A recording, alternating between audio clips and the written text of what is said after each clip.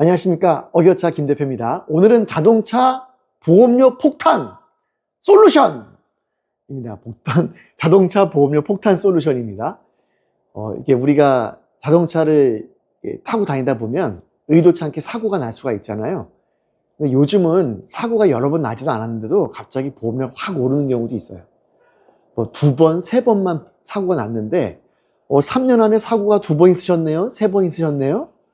보험료가 엄청 많이 오르는 것뿐만 아니라 어떤 보험사에서는 우리는 인수 안 해드리겠습니다. 다른 보험사에서 가입하세요 라고 해서 그동안 계속해서 보험을 가입해 왔는데 갱신을 안 해주고 보험료가 올라가는 것뿐만 아니라 올려서라도 가입을 받아줬으면 좋겠는데 아예 가입을 안 받으려고 하는 보험사들도 많이 있습니다.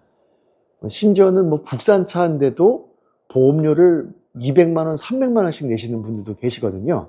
그래서 의도치 않게 사고가 여러 번 나다 보니까 원래는 사고 한 건당 점수가 어떻게 되고 대물 점수가 어떻게 되고 대인 점수가 어떻게 되고 해서 올라가는 게 있는데 사고가 몇 건이 겹쳐서 나게 되면 특별할증 같은 것들이 걸려서요. 계산하기 좀 어려운데 어쨌든 보험료가 일시에 확 오르는 그런 경우가 있습니다.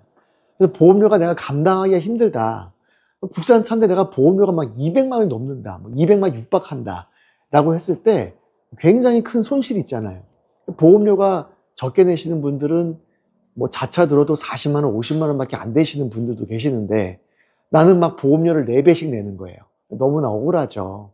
근데 어떻게 하겠어요? 사고가 좀 몇 번 났으니까 그런 건데 또 요즘은 사고가 그렇게 많지 않아도 가끔씩 이렇게 좀 이런 경우가 좀 있습니다. 그래서 이분은 보험회사에 봤을 때는 평가 기준이 틀린데 이분은 이제 나이가 좀 50대 이상이시고 RV 차를 운행하고 계시고 이런 여러 가지 보험회사마다 그 평가하는 기준들이 틀려서 갑자기 내가 생각했던 것보다 보험료가 엄청나게 올라가시는 분들이 있어요.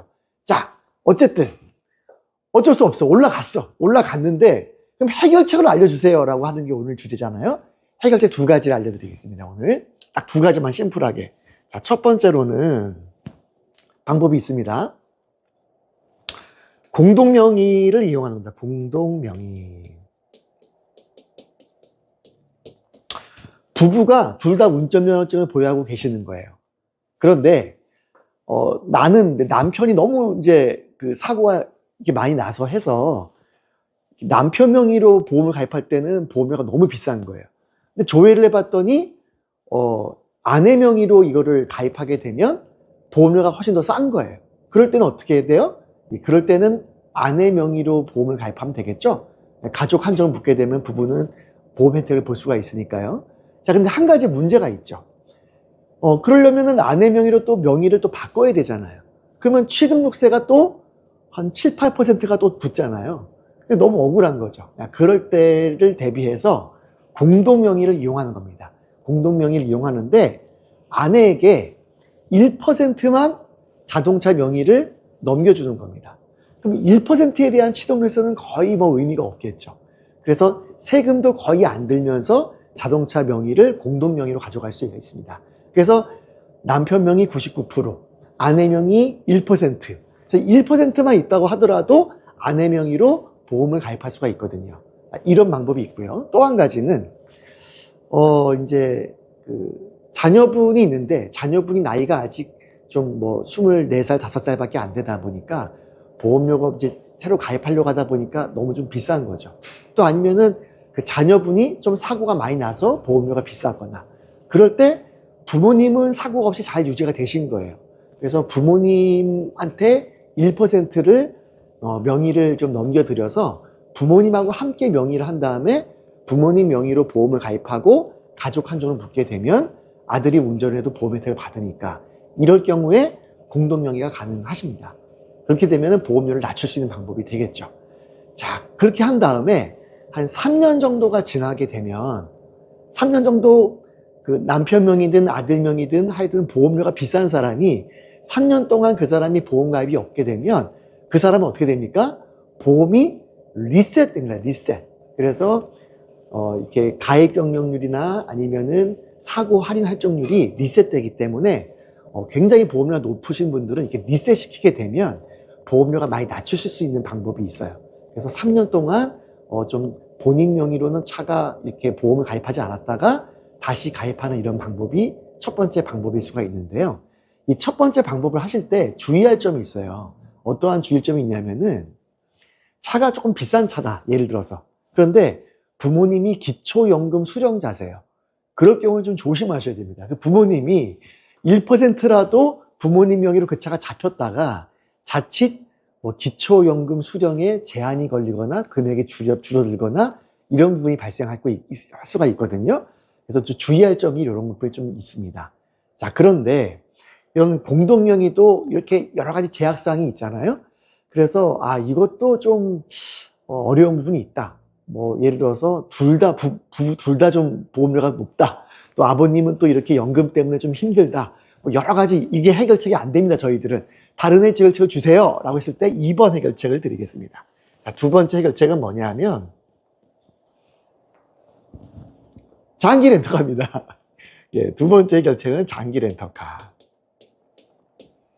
차량을 좀 이번 기회에 차를 좀 바꾸세요. 차를 좀 이렇게 잘 매매를 하시고 장기 렌터카로 이용하시는데, 장기 렌터카를 한 3년이나 4년 정도를 이용하시게 되면 그동안은 본인 명의로 보험을 가입하지 않잖아요.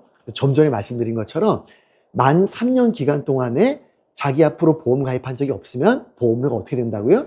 리셋된다. 그래서 사고 할인 할증률이 천정부지로 올라갔던 게 막 200%까지 쫙 올라갔던 게 다시 기준이 되는 100%까지 딱 떨어지기 때문에 리셋된다는 것이죠. 그래서 보통은 요즘 장기 렌터카를 48개월을 많이 하시죠. 그래서 새 차를 장기 렌터카로 잘 이렇게 설계를 하셔가지고 구입하신 다음에 48개월 정도 있다가 인수와 반납을 선택하실 수가 있잖아요. 그때 이 차량이 마음에 드시면 그때 차량을 인수해서 타시게 되면 그때는 이제 보험료가 많이 낮아져 계시는 거죠. 그렇게 해서 만 3년이라는 기간을 어쨌든 본인 앞으로 보험을 가입하지 않아서 리셋시키는 방법이 있다라고 하는 것이죠. 그래서 명의를 좀 공동명의하는 방법 한 가지와 두 번째 장기 렌터카로 해서 내 보험이 아니라 장기 렌터카의 회사의 보험으로 3년, 4년 이상을 운행을 했다가 그것을 내가 인수해서 타거나 아니면 그때가 돼서는 보험료는 리셋되니까 그 차 말고도 중고차를 또 구입해도 되고 또 신차를 또 할부로 구입해도 되고 여러 가지 방법이 있겠죠. 중요한 거는 어떻다? 중요한 거는 보험료를 리셋시키는 것이 중요하다는 것이죠. 근데 그 리셋될 때 그 가입 경렬도 리셋이 될 수가 있기 때문에 보험료가 아주 많이 오르신 분들에 한해서 적용이 되었으면 좋겠어요. 저희 주변에도 보게 되면 보험료가 막 200만 원 전후로 국산차를 해서 이렇게 200만 원 전후시면 굉장히 비싸신 거거든요. 그런 분들은 이렇게 리셋시키게 되면 100만 원 이하로 다시 떨어지거나 이런 분들이 계시거든요. 1년에 내가 보험료를 다른 사람보다 100만 원 이상 그렇게 지출하게 되면 큰 지출이 금액이 되니까 이런 두 가지 방법, 첫 번째로는 공동 명의로 이용할 수 있는 방법, 두 번째로는 장기 렌터카를 이용해서 장기 렌터카는 또 아무래도 그 4년 동안 운영 기간 동안에는 내 보험료율이 아니라 장기 렌터카의 보험료를 하기 때문에 어쨌든 보험료를 좀 낮출 수 있는 방법이 있고 또 그것이 끝나게 되면 내 보험료율이 리셋됐기 때문에 그때는 인수를 해서 타고 다녀도 보험에 큰 문제가 없다. 이 두 가지에 대해서 말씀드렸습니다. 오늘은 간단하게 두 가지를 정리해드렸고요. 영상이 도움이 되셨다고 한다면 구독 부탁드리겠습니다. 감사합니다.